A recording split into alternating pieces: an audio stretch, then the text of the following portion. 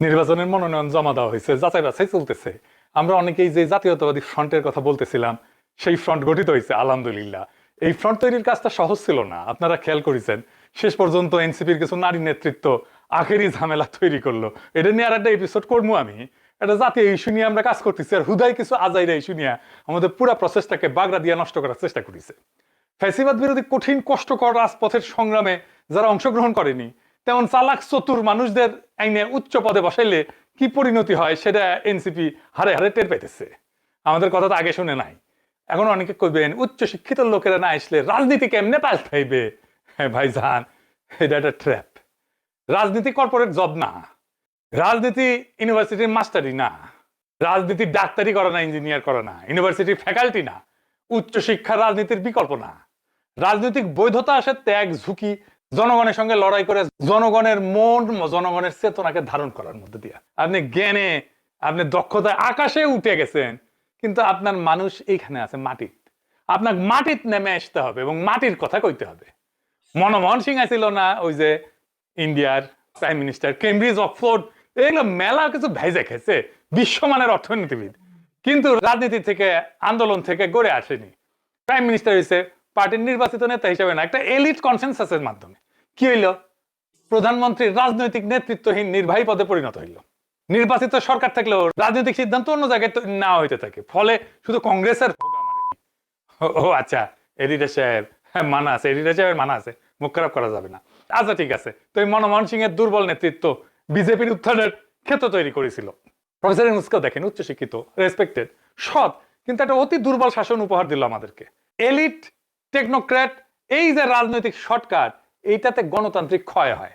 যাই হোক, এবার আসেন এই জোটের নির্বাচনে বিজয় পাইতে হইলে কি করতে হবে, এটা আমাদের বোঝা লাগবে, তাই না? আসেন বুঝে দেখি। 11 একটা প্ল্যান থাকতে হবে, প্ল্যান প্ল্যান। বাংলার লুথার কিং কইছে আই হ্যাভ এ প্ল্যান। তাহলে এই জোটের প্ল্যান কি? বাংলার মার্টিন লুথার কিং উনার প্ল্যান না কইলেও এদের প্ল্যানটা কোয়া লাগবে। আমি তো সেলস এন্ড মার্কেটিং এর লোক, আমি যে কোনো পরিকল্পনা আমার মার্কেটিং কমিউনিকেশনের ভাষায় করবে চাই। মার্কেটিং কমিউনিকেশনে ব্যবহৃত একটা স্ট্র্যাটেজিক শর্টের নাম হইতেছে কিস, KISS। সুম্মা না কলে, সুম্মা না, মানে keep it simple and stupid. Jamaat বিরোধীরা জামাতের আমিরকে আবার সুম্মা শফিক কয় আর কি, ওই কিস না। তো যাই হোক, এটা মার্কেটিং, এটার মানেটা কি? মানেটা মেসেজ হবে সহজ, এটা খুব কোর কথা থাকবে, এক নজরে বোঝা যাবে। এটা কেন ব্যবহার করা হয়? কারণ মানুষ তো পড়ে না, স্ক্যান করে, বিশ্লেষণ করে না, অনুভব করে, তুলনা করে না, শর্টকাট নেয়। তাই জটিল ভাষা কেউ শুনে না। যেমন ধরেন অ্যাপেলের কোর কিস মেসেজ কোনটা? Think different. নাইকির জাস্ট ডু ইট। এডিডাসের ইম্পসিবল ইজ নাথিং। ঠিক এইরকম খুব সিম্পল প্ল্যানিং দিয়া কইতে হবে we have a plan. Plan সহজ হইলেও আমার এপিসোড করলে সহজ না, কারণ এই প্ল্যান নেওয়া হয়েছে সেটা তো ব্যাখ্যা করা লাগবে, তাই না? তো আর বুঝাতে হবে কেন এই প্ল্যান বাংলাদেশের জন্য সবচেয়ে ভালো। এখন কেউ কেউ কইতে পারেন প্ল্যান যদি কইয়া দেন তাহলে বাংলার লুথার কিং এর দল যদি এটা কইরা ফেলায়, নো অফেন্স, বাঙ্গু মিডিয়া তারেক রহমানকে এই নামই দিছে, আমি দেই নাই, আমার দোষ না। তো আমারে গেলায় লাভ নাই, গেলাইলে বাঙ্গু মিডিয়া গেলাইন। যাই হোক, আমার প্ল্যান যদি তারা নেয় তাহলে তো আলহামদুলিল্লাহ, তাদের কাম কমলো না, দেশেরও উপকার হইলো। প্ল্যানটা যদি কেউ বাস্তবায়ন করে তাহলে তো বাংলাদেশের মানুষ লাভবান হবে। আমার প্ল্যান তো বাংলাদেশের মানুষ কেন করে লাভবান হবে, করলে তো ভালোই। তবে ওরা চাইলেও এই প্ল্যান বাস্তবায়ন করতে পারবে না। কেন সেটা পারবে না, সেটা আমার আলাপটা আগাইলেই বুঝবেন। তো আমাদের প্ল্যানের আগে আমাদের কইতে হবে আমাদের সমস্যা কি, কোন সমস্যা সমাধানের জন্য এই প্ল্যান। মহারাজ কি সমস্যা, আসেন সমস্যাটা দেখি। বাঙ্গু বামেরা ঢাকা বিশ্ববিদ্যালয়ের ডাকসু নির্বাচনের আগে স্লোগান দিয়েছিল, তুমিও জানো আমিও জানি জামাত শিবির পাকিস্তানি। ছাত্র শিবির পাকিস্তানি, তুমিও জানো আমিও জানি, সাদিক কায়েম পাকিস্তানি, তুমিও জানো আমিও জানি, সাদিক কায়েম পাকিস্তানি। শুনি চাও? তো ঠিক এইভাবে বাংলাদেশের সমস্যাগুলা আপনিও জানেন আমিও জানি, কিন্তু যেটা জানি না সেটা হইতেছে এই সমস্যাগুলার গোয়া এডাই একটাই একটাই একটাই, মেলা গোয়া না, রসুনের মতো। আজকে আমি অঙ্ক কইসা দেখাই দিব সমস্যাগুলো কিভাবে একে অন্যের সাথে যুক্ত, কিভাবে এই সমস্যার রসুনের গোয়া একটাই। এডিটর সে মাইন্ড করলো না এটি গোয়া খাওয়াতে। যাই হোক, এটা এটা স্যাংশন পেলাম। তো এবার কিভাবে বিএনপি ঠিক এই আগের ব্যবস্থাটা এই রসুনের গোয়াটা বজায় রাখতেছে? বাংলাদেশের মূল সমস্যা মূলত চারটা: দারিদ্র, দুর্নীতি, বেকারত্ব, ভারতীয় আধিপত্য। এই সেটটাই আসলে আওয়ামী ফ্যাসিবাদের জন্ম দেয়। এই সেটটা যদি একটা চাকা হয়, আওয়ামী লীগ এই সেটটার কেন্দ্রে, এই সেটটা দিয়ে একটা চাক্কা বানান, তার সাইডটা স্পোক বানান চারিদিকে, এই স্পোকের সাইডে লিখে দেন, আর মাঝে কেন্দ্র লেখেন আওয়ামী ফ্যাসিবাদ। এবার আসেন দেখি কেন এই সেটটার সমস্যা একে অন্যটার সাথে যুক্ত, মানে দুর্নীতির সাথে কেমনে ভারতীয় আধিপত্য যুক্ত। বিষয়টা অদ্ভুত না? অদ্ভুতই পথে আসেন বুঝে দেখি, তখন আর অদ্ভুত লাগে। দুর্নীতির সাথে ভারতীয় আধিপত্যের সম্পর্ক প্রথমে অদ্ভুত লাগে, কারণ আমরা দুর্নীতিকে দেখি নৈতিক সমস্যা হিসেবে, আর ভারতীয় আধিপত্যকে দেখি পররাষ্ট্রনীতির বিষয় হিসেবে। কিন্তু রাষ্ট্র তো নীতিতে চলে না, রাষ্ট্র চলে ক্ষমতার অঙ্কে। এই অঙ্কটা বুঝলে অদ্ভুত আর থাকে না এই সম্পর্কটা। প্রথম প্রশ্নটা করি, একটা সরকার ভোট ছাড়া দুর্নীতিতে ডুবে থাকার পরেও টিকে থাকে কেমনে? টিকে থাকার তো কথা না, কারণ তার রাজনৈতিক বৈধতা তো নাই। কিন্তু সে বৈধতার একটা বিকল্প উৎস খুঁজে নেয়। এখানেই ইন্ডিয়া শর্ট করে ঢুকে পড়ে। যেই সরকারের জনগণের কাছে গ্রহণযোগ্যতা নাই, সেই সরকার জনগণের দিকে তাকায় না, সেই সরকার তার বৈধতার জন্য বাইরের দিকে তাকায়। বাইরেটা হইতেছে ইন্ডিয়া। বাইরের স্বীকৃতি, বাইরের নিরাপত্তা, বাইরের সিগন্যাল, বাইরের রাজনৈতিক সাপোর্ট, বাইরের কূটনৈতিক সাপোর্ট, এইগুলা তার জন্য লাইফ লাইন হয়ে দাঁড়ায়। তাই হয়েছে ইন্ডিয়া হাসিনারে রাজনৈতিক আর কূটনৈতিক সাপোর্ট দিয়ে টিকায় রাখিছিল। দৌড়ানি পালানোর পরেও তারই আশ্রয় দিছে। এই জায়গাটার নামই হইতেছে ভারতীয় আধিপত্য। এটা কোনো ট্যাঙ্ক পাঠায় করে না, এটা কোনো সরাসরি শাসন না। এটা হইল বাংলাদেশের ক্ষমতায় কে থাকবে সেই প্রশ্নের উত্তর থাকে আমাদের কাছে না, দিল্লির কাছে। সেই লোক, সেই দল, সেই নেতা দিল্লির কাছে গ্রহণযোগ্য কিনা, এই হিসাব। তো ইন্ডিয়া তো এমনি এমনি সাপোর্ট দেয় না। সাপোর্ট দেয় কি নিয়ে? তার বিনিময় তো কিছু নেয়, ব্যবসা নেয়। সাপোর্ট দেয় মিলিটারিদের নির্বীর্য কইরা সাপোর্ট নেয়। সাপোর্ট দেয় ইন্ডিয়ানদের চাকরি নিয়ে সাপোর্ট দেয়। সাপোর্ট দেয় নদী শুকায় মাইরা সীমান্তে হত্যা কইরাও বিনা চ্যালেঞ্জে আন্তর্জাতিকভাবে থাকার বিনিময়ে এই সাপোর্টটা দেয়। সাপোর্ট নেয় বাংলাদেশের মধ্যে দিয়া বিনা পয়সায় ট্রানজিট নিয়ে। সাপোর্ট নেয় বন্দর ইউজ কইরা সেভেন সিস্টারে মালামাল পাঠায় বিনা পয়সায় প্রায়। সাপোর্ট নেয় চিকেন নেককে সুরক্ষিত রেখা। সাপোর্ট নেয় কোনোভাবে বাংলাদেশের সাথে চীনের দ্বিপাক্ষিক সম্পর্ক যেন তৈরি না হয়, এটার গ্যারান্টি দিয়া। এখন প্রশ্ন আসে, এইটার সাথে দুর্নীতির সম্পর্ক কোথায়? এইখানে হইতেছে আসল কানেকশন। আসেন সেই জায়গাটা দেখি। যেই সরকার বাইরের শক্তির উপরে টিকে থাকে, তার জনগণের কাছে তো জবাবদিহি করার দরকার পড়ে না। ভোটের ভয় নাই, জনমতের ভয় নাই। কিন্তু বাইরের দুনিয়া তো তার ইন্ডিয়া দিয়ে ম্যানেজ করলো, কিন্তু ভিতরের সমাজ সেটারে কিভাবে ম্যানেজ করবে? সেই ভিতরের জনগোষ্ঠীকে ম্যানেজ করে রাখতে রাষ্ট্রের সম্পদ ব্যবহার করে। কেমনে? তো এই কথা শুনলে, যে রাষ্ট্রের সম্পদ ব্যবহার করতেছে, এটা শুনলে মনে হয়, অনেকে মনে করে যে মন্ত্রী টাকা চুরি করে, নেতা ঘুষ খায়। তা তো করেই, কিন্তু এইটা উপরের স্তর। এর আসল খেলা অনেক নিচে। রাষ্ট্রের সম্পদ এখানে জনগণের সম্পদ হিসেবে ব্যবহৃত হয় না, ব্যবহৃত হয় ক্ষমতা এটা কিভাবে টিকে থাকবে সেইটার একটা অস্ত্র হিসেবে। প্রথমে দেখেন, রাষ্ট্রীয় সম্পদের নিয়ন্ত্রণ কার হাতে যায়? যখন সরকারের রাজনৈতিক বৈধতা দুর্বল, সে তখন জনগণের উপরে তো ভর করতে পারে না। সে তখন রাষ্ট্রের তিনটা গুরুত্বপূর্ণ জায়গা নিজেদের দখলে আনে। কোন কোন জায়গা? ব্যাংক আর আর্থিক প্রতিষ্ঠান, লাইসেন্স, টেন্ডার, তারপরে রেগুলেটরি ক্ষমতা, 3 নাম্বার হইতেছে আইন প্রয়োগ এবং ছাড় দেওয়ার ক্ষমতা। এগুলো হলো রাষ্ট্রের সবচেয়ে শক্তিশালী সম্পদ। এই দিয়ে টাকা তৈরি হয় না, কিন্তু এটাতে ক্ষমতা তৈরি হয়। দ্বিতীয় ধাপে এই সম্পদ দিয়া সে আনুগত্য কেনে। ফলে কি হয়? ব্যাংক লোন যায় রাজনৈতিক ঘনিষ্ঠ গ্রুপে। আপনি তো জানেন কেমনে ব্যাংকের লোন গেছে, কারা পাইছে। খেলাপি হইলো মামলা হয় না। দেশে খেলাপি লোন কেন এত বেশি? সবগুলো ব্যাংক প্রায় ধ্বংস হওয়ার পর্যায়ে আছে।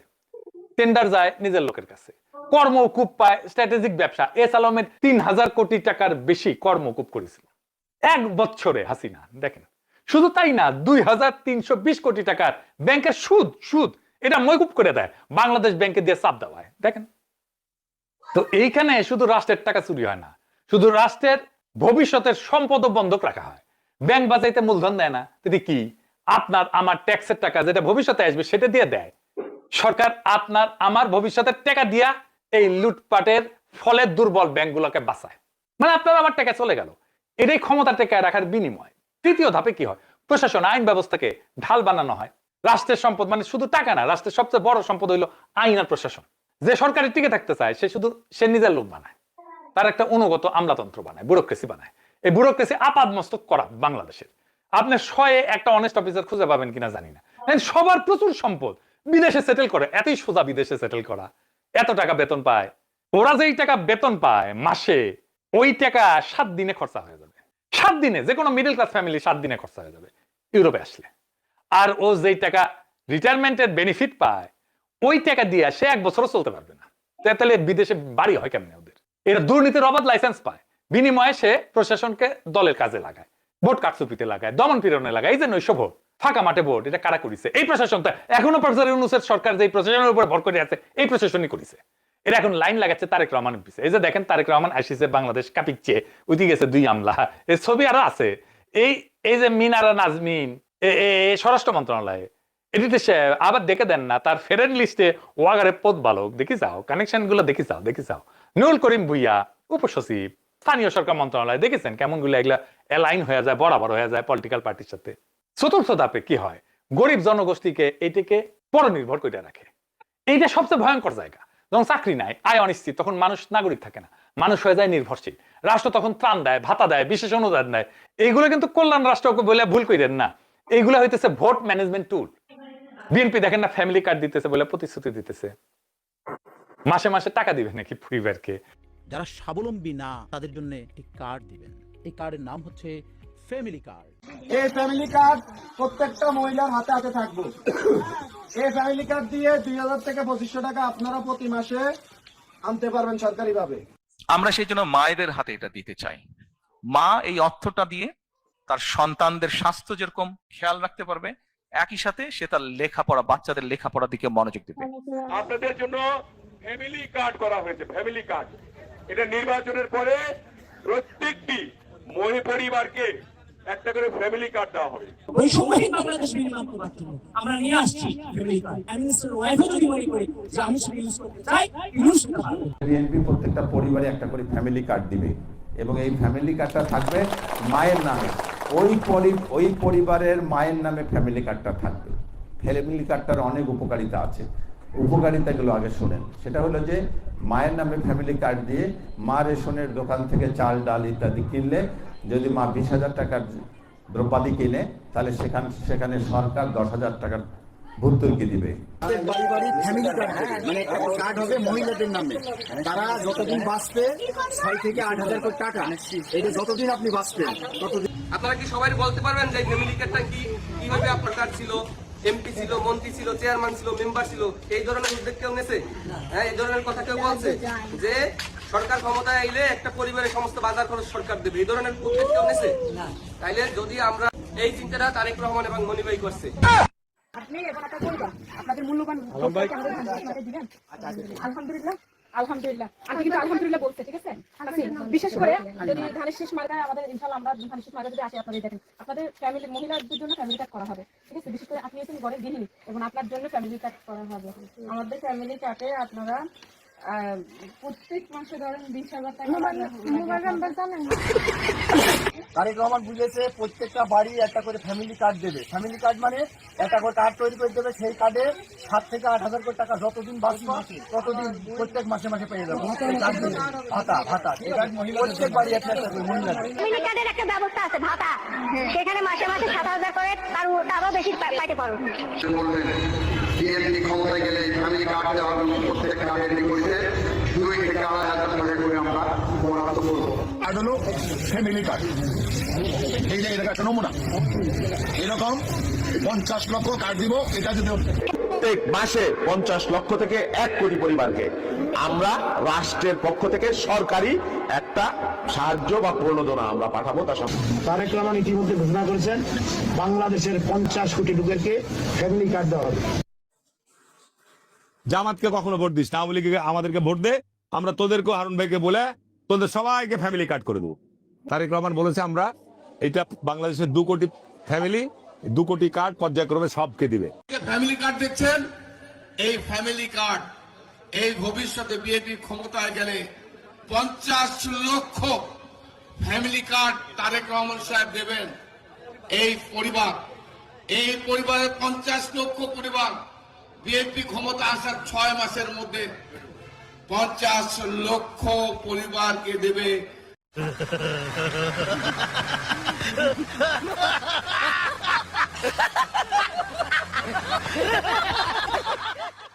টাকা আসবে কোত্থেকে?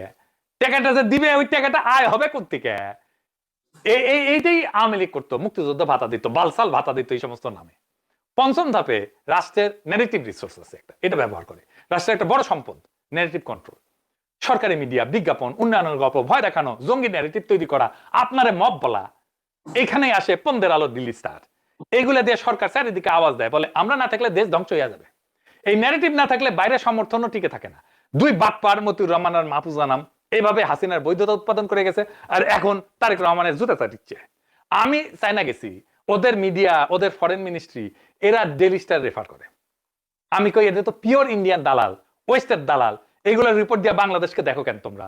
এইবার একসাথে দেখান ডিরেক্টর সাহেব কিভাবে আভ্যন্তরীণ আনুগত্য নিশ্চিত করে একটা রাজনৈতিক দল একটা বন্দোবস্ত কইরা। ব্যাংক থেকে লোন দিয়ে আনুগত্য নেয়, আইনে ছাড় দিয়ে আনুগত্য নেয়, টেন্ডারে কাজ দিয়ে আনুগত্য নেয়, ভাতা দিয়া নির্ভরতা কেনা দিয়া আনুগত্য নেয়, প্রশাসন ঘুষ খাওয়ার লাইসেন্স দিয়ে আনুগত্য নেয়, আর ন্যারেটিভ ভয় দেখায় আনুগত্য নেয়। এইটাই রাষ্ট্রীয় সম্পদ ব্যবহার করে ক্ষমতা টিকায় রাখার পুরা মেকানিজম। এইটারে বলা হয় বন্দোবস্ত। এইটা একটাকে আর একটা সাপোর্ট করে। দুর্নীতি কিন্তু আসলে কোনো বিচ্যুতি না, এটা ক্ষমতা টিকায় রাখার একটা বন্দোবস্ত। এই বন্দোবস্তের মধ্যেই দুর্নীতি টিকে থাকে এবং ফ্লারিশ করে। এইখানে একটা গুরুত্বপূর্ণ কথা, এই ব্যবস্থায় ভালো মানুষ ক্ষমতায় গেলেও খারাপ কাজ করতে বাধ্য হয়, কারণ বন্দোবস্তটাই এরকম। ধরেন আমাদের প্রফেসর ইউনূসের সরকারের উপদেষ্টারা, তাদের ব্যাপারে তো আমরা তেমন কোনো দুর্নীতির খবর শুনি না, তাই না? আমরা চিনি, অনেকেই চিনি। ওনারা দুর্নীতিগ্রস্ত না হইলে কি হবে? দুর্নীতি তো কমে নাই। এই জন্যই শুধু নেতা বদলাইলে বদলায় না, বন্দোবস্তটা না ভাঙলে এই দুর্নীতির চক্র ভাঙা যায় না। রাষ্ট্র আবার একই কাজ করে। এইখানে দুর্নীতি কোনো ব্যতিক্রম না, দুর্নীতি একটা শাসন পদ্ধতি হয়ে দাঁড়ায়। দুর্নীতি দিয়ে নিজের লোক পোষে, বিরোধী দল কেনে, প্রশাসন নিয়ন্ত্রণ করে, ব্যবসায়ীদের লাইন ঠিক রাখে, আর এই কাজটা করতে সবচেয়ে কাজে লাগে কারা? এটাই হইতেছে আসল পয়েন্ট, আসল জায়গা। এই জায়গাটা ধরতে পারলে, এই সিস্টেম করলে, এই সিস্টেমে চাপ দিতে পারলে আপনি পুরা বন্দোবস্ত ভেঙে দিতে পারবেন। এই দুর্নীতির আসল চাকা, মূল জায়গাটাকে, এইটা হইতেছে বিগ ক্যাপিটাল, বড় পুঁজি। কারণ বিগ ক্যাপিটাল বড় লোন নেয়, বড় ছাড় চায়, বড় ডিল করে। সরকারের এখানে সাপোর্ট লাগে, রেগুলেটরি সাপোর্ট লাগে। এস আলমের কর মাফের কেসই তো দেখেছেন। এইটা সেই জায়গা যেখানে দুর্নীতি, বিগ ক্যাপিটাল, ভারতীয় আধিপত্য একই সুতায় গাঁথা হয়ে যায়। চাক্কাটা আবার দেখা নির্দেশ সাহেব, কারণ ভারতীয় আধিপত্য চায় স্থিতিশীল সরকার, প্রেডিক্টেবল সরকার, জনগণের চাপমুক্ত সরকার। আর সেই সরকার টিকতে চায় দুর্নীতির মাধ্যমে, বিগ ক্যাপিটালের মাধ্যমে। এইখানে বুঝতে পারবেন কেন বিএনপি তারেক রহমান কেন নিরাপত্তা, শান্তি আর স্থিতিশীলতা বলতেছে। বুঝতে পারতেছেন? মিলে এবার এখন দেখেন বিগ ক্যাপিটাল থেকে কিভাবে বেকারত্ব আসে। কারণ বিগ ক্যাপিটাল মানে বড় টাকা, বড় পুঁজি, কিন্তু বড় চাকরি না। বিগ ক্যাপিটাল মেশিনে চলে, অটোমেশনে চলে। ছোট পুঁজি বেশি চাকরি তৈরি করে, বড় পুঁজি কম চাকরি তৈরি করে। ছোট পুঁজি মানে বেশি চাকরি, বড় পুঁজি মানে কম চাকরি। সবসময় মাথায় রাখবেন। একটা উদাহরণ দিই, এইটা সাহেব দুই পাশে লেখেন। একটার উপরে ডেয়ারি প্ল্যান্টের ছবি দেন, গরুর দুধের প্ল্যান্টের ছবি দেন, আর এক পাশে ছোট দুধের খামারের ছবি দেন। ধরেন একই পণ্য তো, দুই কাঠামো, একদিকে ছোট পুঁজি, একদিকে বড় পুঁজি। বিগ ক্যাপিটাল ডেয়ারি প্রসেসিং প্ল্যান্টে ক্যাপিটাল লাগে প্রায় 300 থেকে 400 কোটি টাকা, কর্মসংস্থান হয় 800 থেকে 1200 জন। প্রত্যেক 100 কোটি টাকায় 250 থেকে 400 চাকরি হয়।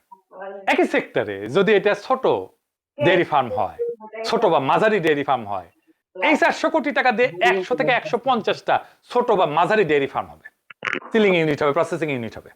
স্থানীয়ভাবে কালেকশন করবে দুধ, ট্রান্সপোর্টের সাথে যুক্ত থাকবে অনেকে, প্যাকেজিং এ যুক্ত থাকবে অনেক। মোট কর্মসংস্থান তো সরাসরি করবেই, পরোক্ষ কর্মসংস্থান করবে। সরাসরি কর্মসংস্থান করবে কমপক্ষে 3000, আর পরোক্ষ কর্মসংস্থান করবে আরো 5000, মানে 8000 কর্মসংস্থান হবে। প্রত্যেক 100 কোটি টাকায় 750 থেকে 1250টা চাকরি হবে। বুঝছে আও? তাহলে কোটি চাপ দেওয়া লাগবে। বুঝছে আও? বিগ ক্যাপিটাল থেকে ছোট আর মাঝারি শিল্পের দিকে ইকোনমিকে নিয়ে আসা, এর উপরে ইকোনমি তৈরি করা লাগবে। মানুষের চাকরি হবে, টাকা আসবি সবার হাতে, তারা পলিটিক্যালি পাওয়ারফুল হবে। আর এই অলিগার্ক, এই বড় বড় লোকরা, এদের পাওয়ার কমবে। আর এই যে বন্দোবস্ত ছিল আগে, সেটা পুরা ভেঙা পড়বে ধুমুর করে। দুর্নীতি প্রায় নাই হয়ে যাবে। আপনি দুর্নীতিবাজদের জেলে না পড়িয়া দুর্নীতি যে সিস্টেমের মাধ্যমে টিকে থাকে সেটারে জয় বাংলা করিয়া দিলেন। আপনি জনগণকে খুশি করলেন। চাকরিরত জনগোষ্ঠী, নব উত্থিত ছোট আর মাঝারি ব্যবসায়ী আপনার সমর্থক হয়ে গেল, শক্ত সমর্থক হয়ে গেল। তারা আপনার পাওয়ার বেজ হয়ে উঠবে। কি তামসা, ব্যাবাক ফকফকা। সেই দিন মতিউর রহমান রেন্টু ভাইয়ের বাসায় গেছিলাম, চেনেন তো? ওই আমার ভাষী চায় রেন্টু ভাই, তো রেন্টু ভাইয়ের ওয়াইফ মানে ময়না ভাবি, উনি আমারে দাদা কইয়া থাকে, উনার বড় মেয়ে সেও আমারে দাদা কইয়া থাকে, ওর ওই বড় মেয়ের ছোট পোলা মানে রেন্টু ভাইয়ের নাতি সেও আমারে দাদা কইয়া ডাকে। তা আমি তো বিশ্ব দাদা হইয়া গেছি। যাই হোক, আমারে কইতেছে ওই রেন্টু ভাইয়ের বড় মাইয়া যে দাদা কেমনে দেশের এত সমস্যা কেমনে ঠিক হবি? আমি বললাম সব সমস্যার খুব চমৎকার সমাধান আছে। একটা গল্প বলি, একটা জটিল মেশিন, একটা জটিল মেশিন একটা কারখানায় কেউ চালাইতে পারতেছে না, নিয়ে আসছে নতুন মেশিন, শখ কইরা হাউস কইরা চালাবার পারিচ্ছে না। মেলা ইঞ্জিনিয়ার আসিছে, মেলার লেখাপড়া জানা বহুত দক্ষ ইঞ্জিনিয়ার আসিছে, কেউ পারিচ্ছে না। মেশিনের মেলা দাম ধরো 10 কোটি টাকা। এখন এমন একটা অবস্থা, ওই মেশিন বেচে 1 কোটি খাইতে হবে মালিককে। পরে আমার লাগানো একটা মুরুখ আসিছে, লেখাপড়া জানে না, ভালো করে কথাও কইবার পারে না। তো ওই কইছে আমার 1 কোটি টাকা দিলে সব ঠিক করে দিতে পারি। মালিক রাজি হয়েছে, আরে মেশিন তো কটকটি খাইতে হবে, যদি ঠিক করে দিতে পারে 1 কোটি টাকা দিতে কি সমস্যা?